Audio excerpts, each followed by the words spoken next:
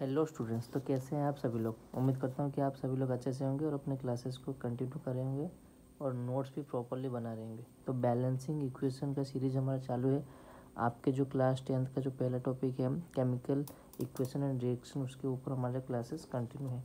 तो बेटा, balancing equation क्या होता है कि number of atom same at the product and reactant side. दो साइड होते हैं बेटा, रिएक्टेंट होता है एक और एक प्रोडक्ट होता है।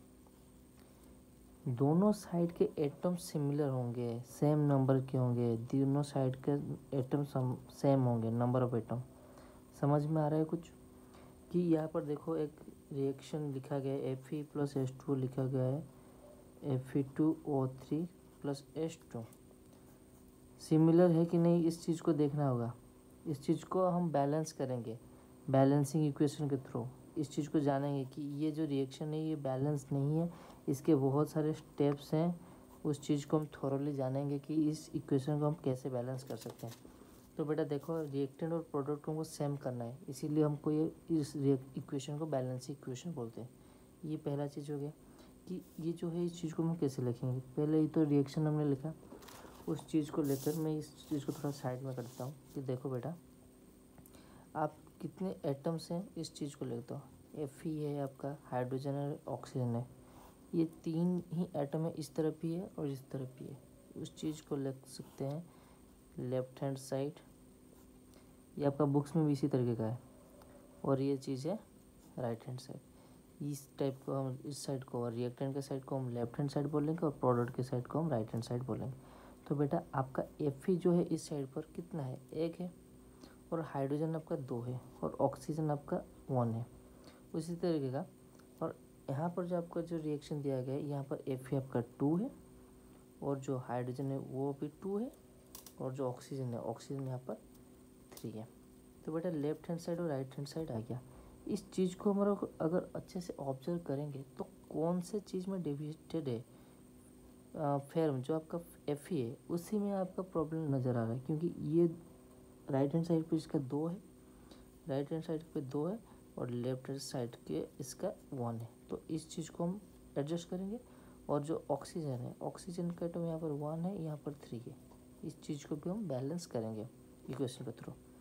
तो जो आपका जो रूल्स है उस हिसाब से देखें तो जो आपका जो पहला जो इक्वेशन है FeH2 Fe2O3+H2, ये इक्वेशन है। तो अगर हम यहाँ पर बैलेंस लगाएंगे 2Fe लगा देंगे, फिर उसके बाद H के जगह पर H2 हो जाएगा, और ऑक्सीजन आपका 3 है, हो गया। ये उसका पहला स्टेप है, Fe2O3+H2, स्टेप 1 आपका, स्टेप 1। स्टेप 2 में आपको क्या करना है कि अच्छे से देखिए इस चीज़ को कि स्टेप 2 में ये तो आपका Fe बैलेंस हुआ, लेकिन आपका जो ऑक्सीजन है ये बैलेंस अभी तक नहीं हुआ। यहाँ पर 3 ऑक्सीजन है और यहाँ पर 3 है, लेकिन इस साइड पर भी नंबर ऑफ ऑक्सीजन सेम होना चाहिए। यहाँ पर ऑक्सीजन 1 है, तो ये कर सकते हैं बेटा 2Fe, 3 से मल्टीप्लाई अगर इस साइड पर कर देंगे 3H2 हो जाएगा, और आपका Fe तो 2 है ही, और ऑक्सीजन 3 हो गया, और H2, ये आपका स्टेप 2 हो गया।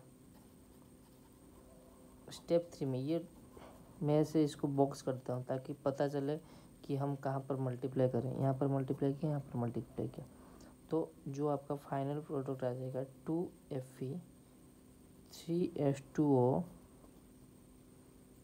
Fe2O3+3H2। कि हाइड्रोजन को हमने यहाँ पर 3 क्यों किया है बेटा, देखो यहाँ पर अगर हम 3 मल्टीप्लाई कर देंगे तो हाइड्रोजन यहाँ पर 6 हो जाएगा, लेकिन यहाँ पर हाइड्रोजन जो है वो 2 है। तो हमको इस चीज़ को भी ध्यान देना है कि हाइड्रोजन भी इस टाइप पर बैलेंस करना है। तो हमने 3 से मल्टीप्लाई किया है, जो हो गया 6, हाइड्रोजन 6 हो गया, ऑक्सीजन 3 है, इधर भी ऑक्सीजन 3 है। देखो अच्छे से, ये जो 3 है ये ऑक्सीजन का 3 करता है, यहाँ पर 6 करता है, ये दोनों चीज़ें, और ये 2 है, ये चीज़ें बैलेंस हो गया। स्टेप 3 में बैलेंस्ड, स्टेप में बैलेंस्ड। उम्मीद करता हूँ अच्छे से आपने इस चीज़ को नोट डाउन किया होगा और समझा होगा कि रिएक्शन जो भी है रिएक्शन, उस चीज़ को हम left hand right hand side करके लिखेंगे। इंडिविजुअल्स नंबर्स लिखेंगे, कितने सारे एटम्स है उस चीज़ को मल्टीप्लाई करेंगे, देखेंगे कहाँ पर डेविएट है। फेरम में यहाँ पर डेविएट है कि लेफ्ट हैंड साइड पर 1 है, यहाँ पर 2 है, तो बैलेंस हमको इस तरीके से करना है। और ऑक्सीजन यहाँ पर 1 है, यहाँ पर 3 है। इस चीज़ को अच्छे से जानने ला, इस एग्जाम्पल के साथ अपने नोटबुक में अच्छे से कॉपी करने ला इस चीज़ को। तो उम्मीद करता हूँ ये सब चीज़ें आपने अच्छे से देखा। ठीक, types of reaction, balancing equation क्या और टाइप्स ऑफ रिएक्शन के हम ऊपर अगर बात करें कि बेटा आपका जो क्लासेस है, ये जो नोट्स है, ये व्हाट्सअप चैनल के ऊपर हम रोज़ डलते रहते हैं, तो मेक श्योर कि आप उस चैनल को भी जाके फॉलो कर लीजिएगा, ताकि बेटर आइडिया बन सके आप जो पढ़ाई कर रहे हैं उस चीज़ को लेकर। अच्छा हुआ कि टाइप्स ऑफ रिएक्शन बेटा बहुत तरीके के होते हैं। कि जो पहला बोला कि कॉम्बिनेशन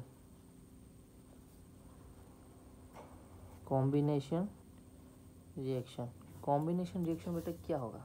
कॉम्बाइन अगर हम कुछ चीज़ को करेंगे, एक एटम है उसको हम एक कंपाउंड है, हम दूसरे कंपाउंड के साथ मिक्स करके एक तीसरा कंपाउंड फॉर्मेशन करेंगे।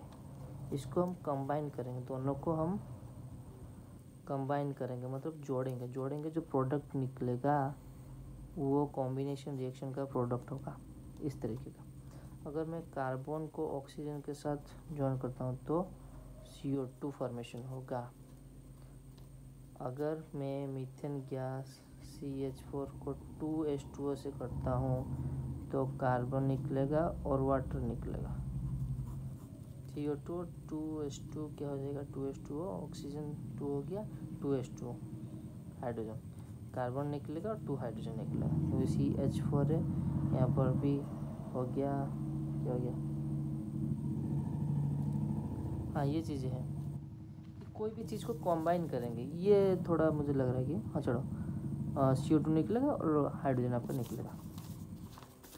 कि कॉम्बिनेशन रिएक्शन देख सकते हो बेटा कि कॉम्बिनेशन रिएक्शन को क्या किया बोला, कैल्शियम ऑक्साइड और वाटर क्या हो रहा है, calcium hydroxide CaOH2, the reaction in which two or more substances combine to form a new single substance that called combination reaction। combination reaction हम कब बोलते हैं, तो कि टू और मोर सब्सटेंस, दो या फिर दो से अधिक सब्सटेंस अगर मिलकर कोई चीज़ को कंबाइन करके एक सिंगल प्रोडक्ट को जनरेट करते हैं, उस चीज़ को हम कॉम्बिनेशन रिएक्शन बोलते हैं। अच्छे से समझ में आ गया होगा। कैल्शियम ऑक्साइड और वाटर, इस चीज़ को कैल्शियम हाइड्रोक्साइड बोलते हैं। तो C+O2 मैंने वैसे ही बोला था, CO2 + हीट + लाइट, ये सब चीज़ें कॉम्बिनेशन रिएक्शन के अंतर्गत जाता है। तो ये जो चीज़ें हैं, ये जो नोट्स है आपका, ये व्हाट्सअप चैनल के ऊपर रोज़ डलता रहता है बेटा। व्हाट्सअप चैनल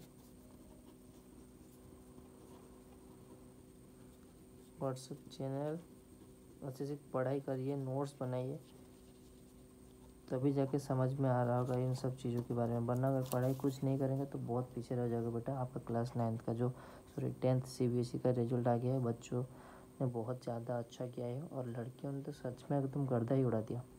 मतलब लड़कियां हर फील्ड में आगे ही जाते रहे और ऐसे ही हमारे लड़कियों का अंदाज बुलंद रहे, अच्छा करे, देश के लिए अच्छा करे और अपने पढ़ाई माँ बाप के साथ साथ अपना नाम भी रोशन करे, यही हम चाहते हैं। आप पढ़ाई अच्छे से करिए बेटा। एक्जोथर्मिक रिएक्शन के बारे में बताएगा, मैं थोड़ा टाइप्स ऑफ रिएक्शन के बारे में आपको बता देता हूँ कि एक्जोथर्मिक रिएक्शन एक्चुअल में होता क्या है। The reaction in which heat is released along with the formation of products. जब प्रोडक्ट जनरेट होता है, रिएक्शन के अंतर्गत जो हीट रिलीज होता है, मतलब हीट तो कुछ रिलीज होगा ना, रिएक्शन केमिकल रिएक्शन में हीट या फिर वाटर, इन सब चीज़ें तो रिलीज होगा ही।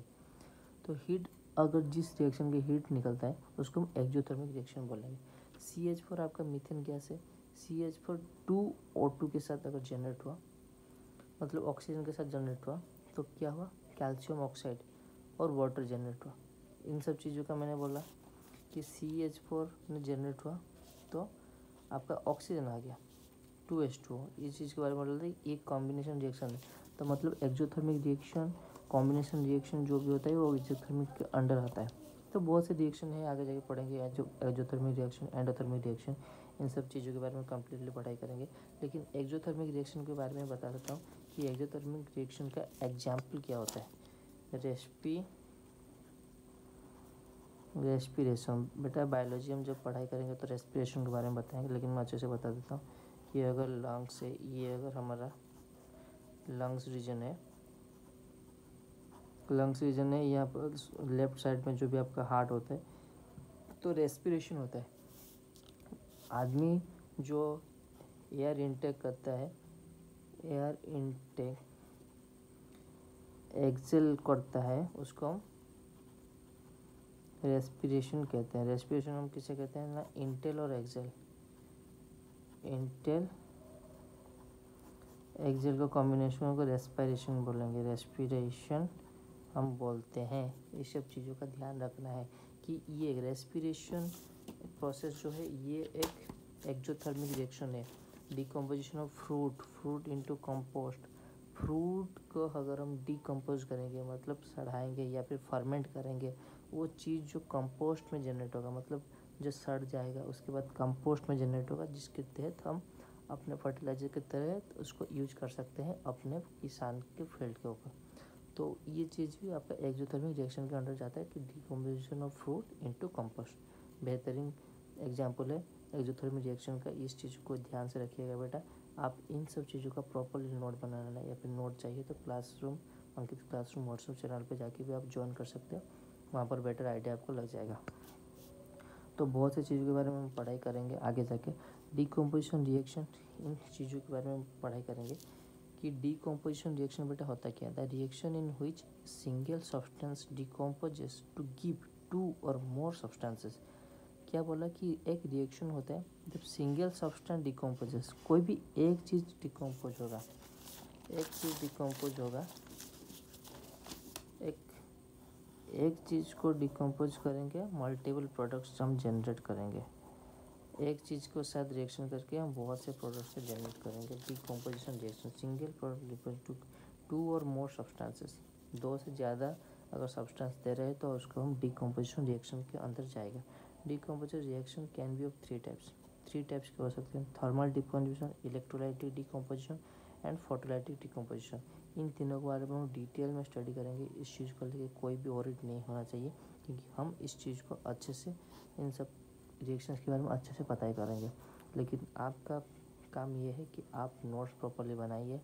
आपके जो भी डाउट्स हैं आप कमेंट सेक्शन में मुझे पूछ सकते हैं, या फिर कुछ चीज़ों के ऊपर इम्प्रूवमेंट करना चाहिए, हम ज़रूर करेंगे बेटा। अच्छे से समझ में आ रहा है कि इस चीज़ को, इस क्लासेस को आप अपने दोस्तों के साथ शेयर करिए। आइए हमारे साथ जुड़िए। हमारे इस जर्नी के साथ आपको एक बेनिफिट होगा, आपको एक हैंड रिटन नोट्स मिलेगा जो कि बेटर होता है। डिजिटल नोट्स के ऊपर हैंड रिटन नोट्स चीज़ें बेटर लिख सकते हो, आप समझ सकते हो। थोड़ा अगर क्वालिटी के ऊपर इशू है तो हम उसके ऊपर भी काम करेंगे, लेकिन आपको मैं बता देता हूँ कि आपको जुड़ के रहना है और पढ़ाई के साथ साथ नोट्स भी कम्प्लीटली बनाते रहना चाहिए।